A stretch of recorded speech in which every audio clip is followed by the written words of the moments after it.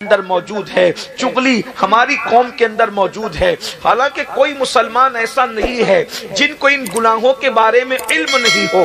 کوئی ایسا کہہ سکتا ہے کہ غیبت حرام ہے، یہ مجھے نہیں معلوم؟ کوئی مسلمان ایسا کہہ سکتا ہے؟ نہیں کہہ سکتا۔ اللہ اکبر۔ لیکن اتنا ضرور ہے، یہ بھی پتا ہے کہ غیبت کے بارے میں آیا ہے الغیبت اشد من الزنا، کہ غیبت زنا سے بدتر چیز ہے، غیبت زنا سے بھی بڑھ کر بری چیز ہے۔ یعنی زانیوں کے لیے جو عذاب ہے، غیبت کرنے والوں کے لیے اس سے بڑا عذاب ہے۔ اسی طرح چغلی کے بارے میں بتایا، بچپنے میں ننھے ننھے بچوں کو علماء بتاتے رہے کہ چغل خور جنت میں داخل نہیں ہوگا۔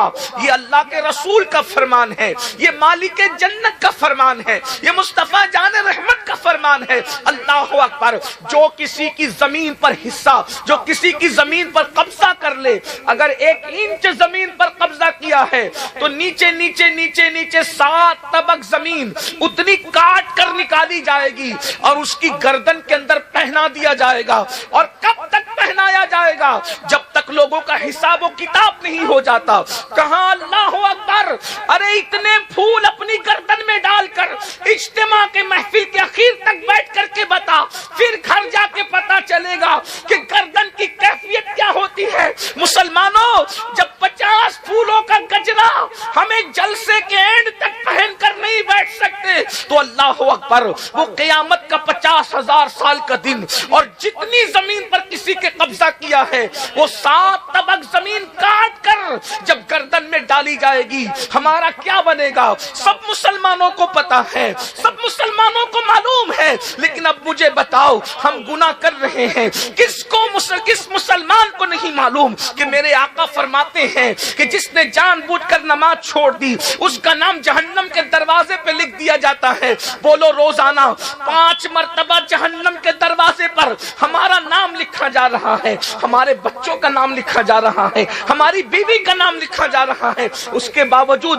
ہمارے کان پہ جو نہیں رینگتی، ہم کارپوریٹر کے، MLA کے، MP کے مکان پہ چکر لگانے لگتے ہیں، میرا نام پولیس کے رجسٹر میں آ گیا ہے، ذرا کٹوا دیجئے۔ بھائی، پولیس زیادہ سے زیادہ کیا کر لے گی؟ 4 ڈنڈے مارے گی، جیل میں ڈالے گی۔ اللہ اکبر۔ لیکن اللہ اکبر، اندازہ تو کریں، پولیس کے رجسٹر میں نام آ جائے، راتوں کی نیند اڑتی ہے، روزانہ 5 مرتبہ جہنم کے دروازے پر نام لکھا جا رہا ہے۔ بولو ہمارا کیا حال ہے؟ اس کو کٹوانے کے لیے کوشش کی، اس کو کٹوانے کے لیے ہم نے کوئی جو ہے اللہ اکبر کاروائی کی۔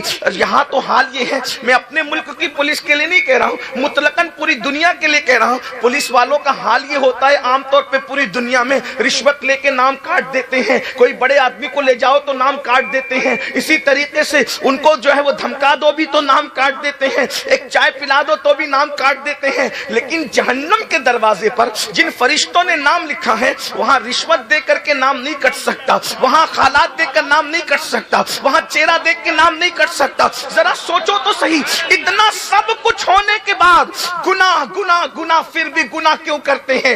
جس مذہب کی تعلیم یہ ہے، جو کھڑے ہو کر پیشاب کرے گا، پیشاب کے چھینٹوں سے نہیں بچے گا، وہ بھی جو ہے وہ قبر میں عذاب بھگتے گا۔ یہ سب کو پتا ہے، سب کو معلوم ہے۔ بلکہ یہ بھی آپ کو بتاؤں، آپ کو یہ بھی معلوم ہے، جلسے بہت شوق سے سنتے ہو، انٹرنیٹ پر تو جو ہے سننے والوں کے لیے ہزاروں لاکھوں لوگوں کے ویوز دیکھنے میں آتے ہیں، لیکن جتنے سن رہے ہو اتنا ہی سن ہوتے جا رہے ہو۔ کیا یہ نہیں سنا کہ جس نے سود کا 1 لقمہ کھایا، گویا اس نے اپنی ماں کے ساتھ 36 مرتبہ زنا کیا؟ 36 مرتبہ زنا، سود کھانا، کعبے میں زنا کرنا برابر برابر قرار دیا۔ آج لوگ جھوٹی قسمیں بھی کھاتے اللہ کے نام کی۔ حدیث قدسی میں ہے، میرا اللہ فرماتا ہے مجھے جھوٹی قسموں کا نشانہ مت بنانا۔ پھر اللہ فرماتا ہے، غیرت والا خدا ارشاد فرماتا ہے، جو میرے نام کی جھوٹی قسم کھائے میں اس کی 7 پشتوں پہ لعنت کرتا ہوں۔ ہوں کہ ہم نے یہ نہیں سنا، سب کچھ سنا ہے، لیکن پھر ہم گناہ کیوں کرتے ہیں؟ اصل عنوان یہ ہے، اس کی طرف آتے ہیں۔ اللہ اکبر، رونا تو ہم روز ہی روتے ہیں، لیکن گناہ کا حل بھی تو پیش کریں۔ ہم گناہ کیوں کرتے ہیں؟ گناہ کرنے کی وجہ کیا ہے؟ صحابہ کرام گناہ نہیں کرتے تھے، اولیاء کرام گناہ نہیں کرتے تھے، اکابرین گناہ نہیں کرتے تھے۔ آج سے 100 سال تک پہلے مسلمانوں کو دیکھو، وہ لوگ گناہ نہیں کرتے تھے میرے بھائی، وہ لوگ حتی الامکان گناہ سے بچتے تھے۔ یہ نہیں کہہ رہا ہوں کہ وہ معصوم تھے، یہ نہیں کہہ رہا ہوں کہ وہ محفوظ تھے، آج سے 100 سال پہلے والے لوگوں کی بات کر رہا ہوں۔ صحابہ تو ہمارے عقیدے میں محفوظ ہے، اولیاء تو ہمارے عقیدے میں محفوظ ہے، اہل البیت تو ہمارے عقیدے میں محفوظ ہے، انبیاء کرام معصوم ہیں، لیکن آج سے 100 سال پہلے والے لوگ گناہ کیوں نہیں کرتے تھے؟ وہ محفوظ نہ ہونے کے بعد بھی گناہ کیوں نہیں کرتے تھے؟ اس کی وجہ یہ تھی، اللہ اکبر، آپ دیکھ لیں، چیک کر لیں اور اندازہ کر لیں، وہ گناہ کیوں نہیں کرتے تھے اور گناہ نہیں کرتے تھے، اس کی برکتیں بھی ان کو ملتی تھی۔ آج ہم گناہ کیوں کر رہے ہیں؟ اس کی سب سے بڑی وجہ یہ، ہم قبر کو بھول چکے ہیں، ہم آخرت کو بھول چکے ہیں۔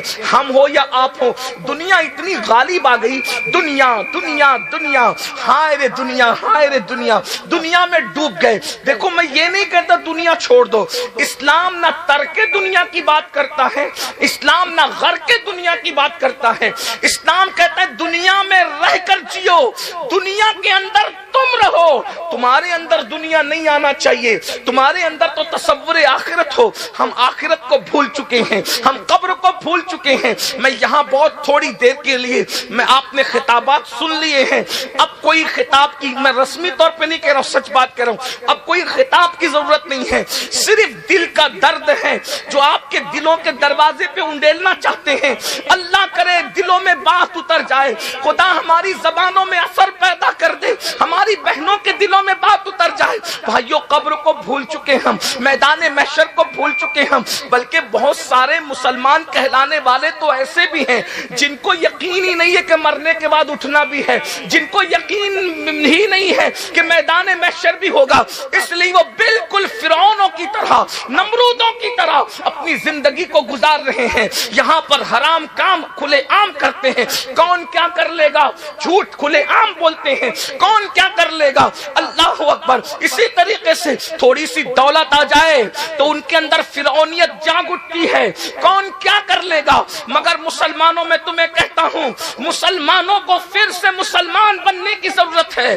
قبر حق ہے، میدان محشر حق ہے، اس کی حقانیت کو مانے بغیر کوئی سچا مسلمان ہو ہی نہیں سکتا۔ یاد رکھو، ارے جو ماں کے پیٹ میں ہمیں زندہ رکھ سکتا ہے، کیا وہ قبر کے پیٹ میں ہمیں زندہ نہیں رکھ سکتا؟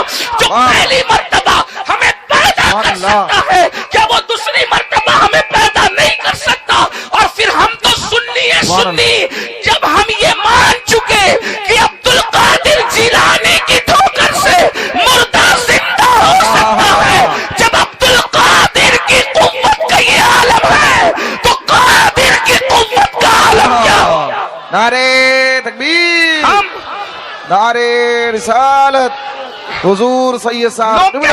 لوگ کہتے ہیں اولیاء اللہ کو ماننے سے شرک ہوتا، میں نے کہا شرک تمہیں ہوتا ہوگا، ہمارا عقیدہ تو مضبوط ہوتا ہے کہ جب عبد القادر ایسے ہیں تو قادر و قیوم کی شان کا عالم کیا ہوگا، ہمارا عقیدہ مزید مضبوط ہوتا ہے۔ تو یاد رکھو، ہم قبر کو بھول گئے، ہم موت کو بھول گئے، ہم میدان محشر کو بھول گئے، لیکن اتنا ضرور ہے ایک دن جانا ہے۔ اور پیدائش اور موت کیوں ہے؟ اللہ اکبر۔ زندگی اور موت کیوں ہے؟ جب زندگی دی تھی تو موت نہ دیتا، موت دی تھی تو پھر زندگی نہ دیتا، لیکن موت بھی اسی نے پیدا کیا۔ پر گھمنڈ کرنے والوں، 70 سال پر اترانے والوں، 100 سال تک تو کوئی جلدی پہنچتا بھی نہیں ہے، لیکن اگر 100 سال تک پہنچ بھی جاؤ تو انسان کی زندگی کتنی ہے بتاؤں؟ صوفیہ نے بہت اچھے سے سمجھایا، گو کہ فقہی طور پر اس اذان کا اس نماز سے کوئی تعلق نہیں ہے، لیکن یہ صوفیانہ فلسفہ ہے۔ جب بچہ پیدا ہوتا ہے اس کے کان میں اذان پڑی جاتی ہے،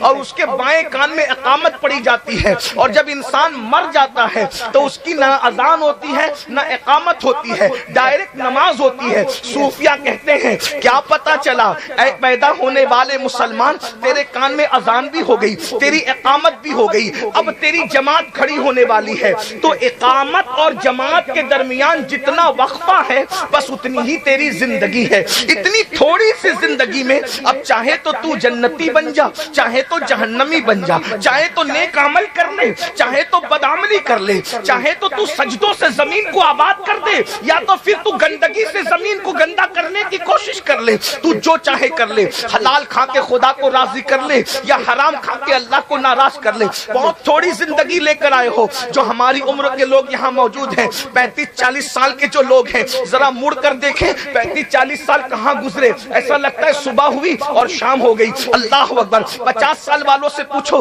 کہ اتنی جلدی گزر گئے 50 سال، 60 سال والوں سے پوچھو کتنی جلدی گزر گیا بچپنا۔ میرے بھائیوں، اسی طرح موت بھی آنے والی ہے۔ بچپنا کتنی تیزی سے گزرا، جوانی کتنی تیزی سے گزری، اور اب بڑھاپا ہے بڑھاپا۔ اور ایک بات یاد بھی رکھنا، کوئی یہ نہ سمجھے کہ بوڑھے ہونے کے بعد ہی مرتے ہیں، نہیں نہیں، آنے میں ترتیب ہے۔ پہلے دادا آئیں گے، پھر ابا آئیں گے، پھر پوتا آئے گا، آنے میں ترتیب ہے، جانے میں کوئی ترتیب نہیں ہے۔ کوئی ضروری نہیں ہے کہ دادا پہلے آئے تھے تو دادا ہی جائیں گے، دادا پہلے آئے تھے پوتا بھی پہلے جا سکتا ہے۔ اس لیے بڑھاپے کے انتظار میں نہ رہنا۔ اور یہ موت کیا ہے؟ اللہ اکبر۔ آئیے میں آپ کے سامنے موت کا فلسفہ رکھوں، ذرا غور سے سننا میرے بھائیوں۔ جس گھاٹی سے گزرنا ہے، رات کی تاریکیوں میں زنا کی فلمیں دیکھنے والوں، کانوں میں ایئر فون لگا کر گانے اور غزلیں سننے والوں، گندی فلموں کے چکر میں 3 گھنٹے ضائع کرنے والوں، دولت کے نشے میں زنا کے اڈوں کو آباد کرنے والوں، بدکاری اور بدفعلیوں کی طرف یہ سوچ کر جانے والوں کہ کون دیکھ رہا ہے، بتاؤں تمہیں کون دیکھ رہا ہے؟ قرآن کہتا ہے ان اللہ کان علیکم رقیبا، اللہ تمہیں دیکھ رہا ہے، تم پر کڑی نگرانی فرما رہا ہے۔ ہوا معکم اینما کنتم، تم جہاں کہیں ہو اللہ تمہارے ساتھ ہے۔ کتنا ساتھ ہے؟ نحن اقرب الیہ من حبل الورید، اللہ دیکھ رہا ہے۔ ایک بات کہوں، کیا ہم منافق تو نہیں ہو گئے؟ کیا معاذ اللہ ہم زندگیت کی طرف تو نہیں جا رہے ہیں؟ کیوں؟ اگر مفتی صاحب، عالم صاحب، ڈاکٹر صاحب، انجینئر صاحب، سیٹ صاحب دیکھ رہے ہوں اور ہم کھانا کھا رہے ہیں تو ہم لوگ دیکھ رہے ہیں تو ان کے سامنے بڑا لقمہ نہیں کھاتے۔ لوگ دیکھ رہے ہیں، لوگ دیکھ رہے تو ان کے سامنے ہم گوشت نہیں کھاتے۔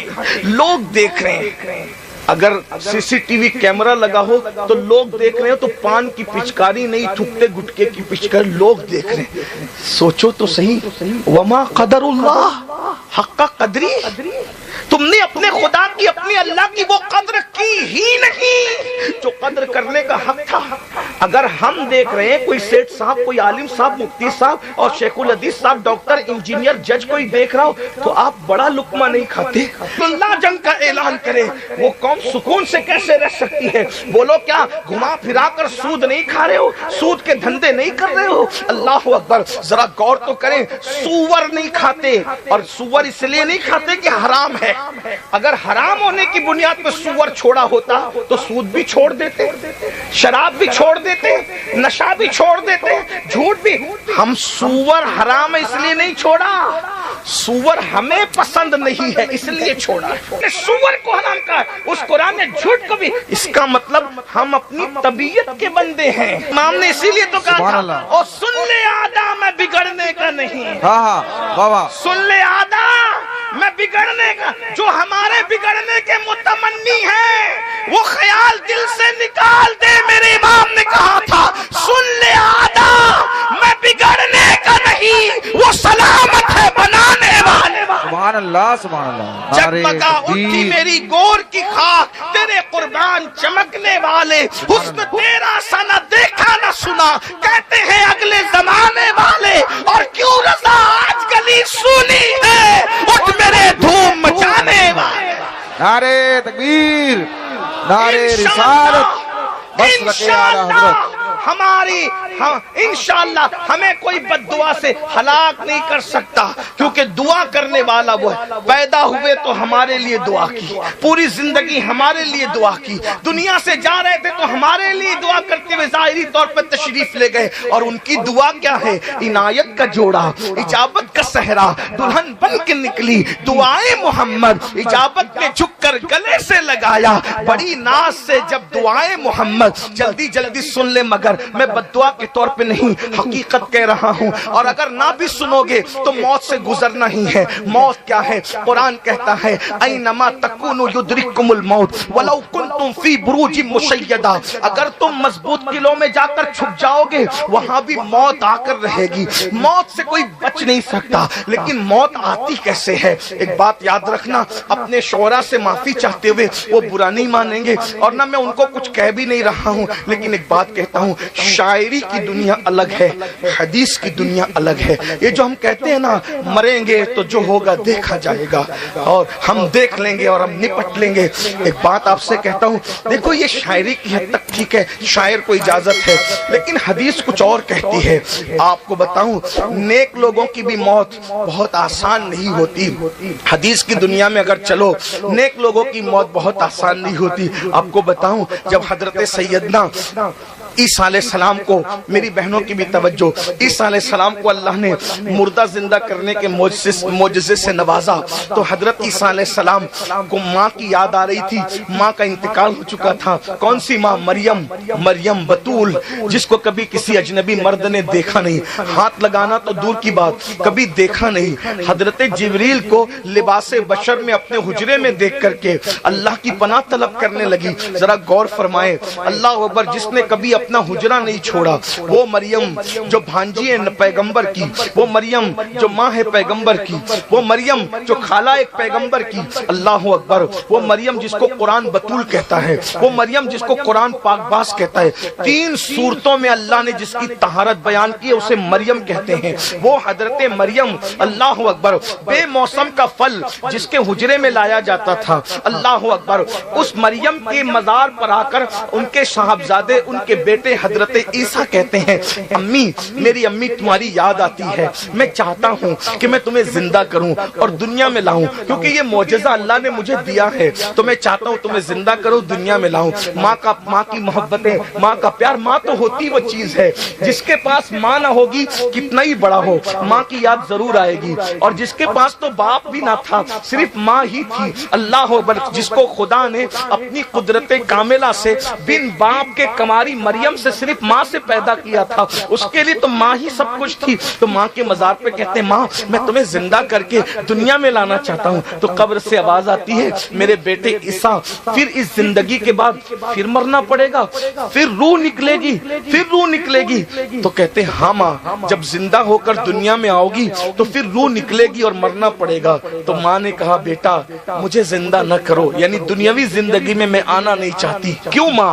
فرماتی ہیں پہلی مرتبہ موت کے وقت تو روح نکلتے وقت تو جو تکلیف ہوئی تھی، دوبارہ اب وہ تکلیف برداشت کرنے کی میرے اندر طاقت نہیں ہے، اس لیے بیٹا میں دوبارہ، یہ کون ہے؟ مریم، جس کو کبھی غیر محرم نے دیکھا نہیں۔ میں تھوڑا سوچتا ہوں، ابھی آپ برا نہیں مانیں گے تو کہوں گا کہ جس کو غیر محرم نے نہیں دیکھا اس کو اللہ نے بطور آزمائش مرتبہ بڑھانے کے لیے، مرتبہ بلند کرنے کے لیے ان کو موت کے وقت اس تکلیف سے گزارا۔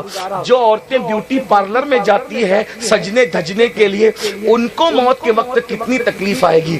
جو مریم محراب چھوڑ کر سجدے والی کبھی گھر کے باہر نہ نکلی، حجرے کے باہر نہ نکلی، ان کو موت کے وقت اتنی تکلیف ہوئی، تو جو عورتیں پوری زندگی کبھی سجدہ ہی نہیں کرتی ان کو موت کے وقت کیا تکلیف آئے گی۔ آئیے ایک حدیث اور سن لیں جس کو شرح الصدور میں امام جلال الدین سیوطی نے لکھا ہے، اس کا مفہوم پیش کر رہا ہوں۔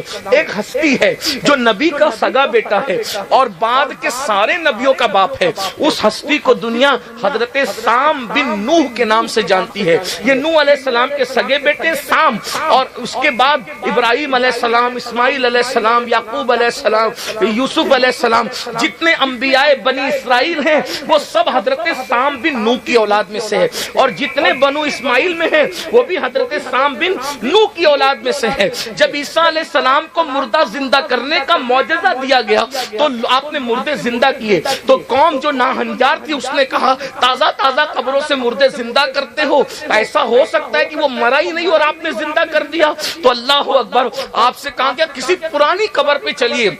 توجہ کرنا بھائیو, کسی پرانی قبر پہ چلیے. تو حضرت عیسیٰ نے کہا جدھر لے چلو چلیں گے. تو وہ لوگ لے گئے حضرت سام بن نوح کی قبر پہ, نبی کا سگا بیٹا اور بعد کے سارے نبیوں کا باپ. یعنی چھوٹی موٹی ہستی کا ذکر نہیں ہو رہا ہے بھائیو, ابھی نہ پیر کا ذکر ہے, نہ مرید کا ذکر ہے, نہ عالم کا ذکر ہے, نہ جاہل کا ذکر ہے. یہ نبی کا سگا بیٹا اور نبی کا سگا وفادار بیٹا اور سارے نبیوں کا بعد کے نبیوں کا باپ سام بن نوح, ان کی قبر پہ امام سیوطی کہتے ہیں عیسیٰ علیہ السلام گئے. اور اس کے بعد جب قم باذن اللہ کہا, وہ اپنی قبر سے مٹی جھاڑتے باہر آئے اور پوچھا کیا قیامت آ گئی؟ تو کہا گیا قیامت نہیں آئی, اللہ کے پیغمبر عیسیٰ علیہ السلام کی دعا سے تم زندہ ہوئے ہو. تو کہا بتاؤ کیا حال ہے؟ تو کہا کم و بیش 4000 سال سے زیادہ عرصہ بیت گیا ہے میری موت کو, لیکن روح نکلتے وقت جو تکلیف ہوئی تھی وہ درد میں ابھی بھی محسوس کر رہا ہوں, ابھی بھی وہ درد ختم نہیں ہوا ہے. نبی کا سگا بیٹا ہے, بعد کے سارے نبیوں کا بابا ہے, اور موت کی تکلیف کا یہ حال ہے. مسلمانوں ذرا بتاؤ تو صحیح, اچھے لوگوں کو یہ موت ہے, لیکن یہ موت کی تکلیف ان کے درجات کی بلندی کے لیے ہے. اللہ اکبر. ایک حدیث اور سن لیں, اس کو فقی ابو اللیث سمرقندی لکھتے ہیں, حضرت عبداللہ ابن عمرو ابن عاص کہتے ہیں کہ میں نے میرے بابا عمرو ابن عاص, صحابی, یہ صحابی ہیں اور صحابی کے بیٹے ہیں, عبداللہ ابن عمرو ابن عاص صحابی ابن صحابی ہیں. اللہ اکبر. عبداللہ ابن عمرو ابن عاص کہتے ہیں میں نے اپنے بابا عمرو ابن عاص سے پوچھا بابا موت کیا ہے, موت کی تکلیف کیا ہے, موت کی سختی کیا ہے؟ اللہ اکبر. تو حضرت عمرو ابن عاص نے کہا بیٹا انسان کے سینے پر زمین اور آسمان کو سمیٹ کے رکھ دیا جائے. تھوڑا توجہ کرنا, یہ میری بات نہیں, یہ صحابی رسول کا قول ہے, یہ صحابی رسول کا فرمان ہے. ہائے مسلمان, اپنی زندگی کو کب تک رنگ ریلیوں کے اندر گزارو گے, کب تک عیاشیوں میں گزارو گے؟ موت آئے گی تو پچھتاؤ گے میرے بھائیوں.